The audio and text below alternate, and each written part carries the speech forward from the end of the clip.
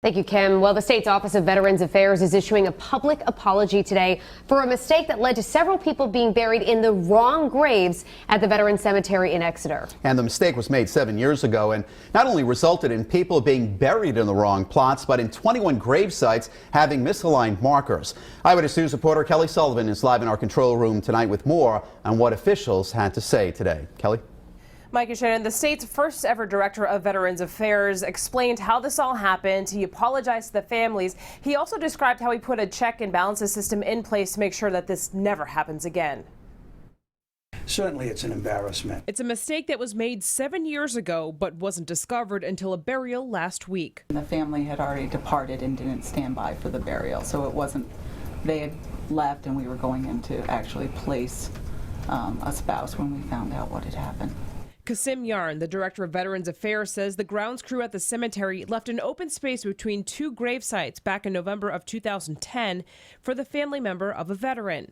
Yarn says the reserved space was large enough for 2 burial plots, and it was not taken into account when permanent grave markers were put in the following spring. So the markers were one off of where the person was actually placed. 21 grave sites had misaligned markers. 7 people were buried in the wrong plots. I would like to express my apologies to our loved ones, to our veterans, to our taxpayers.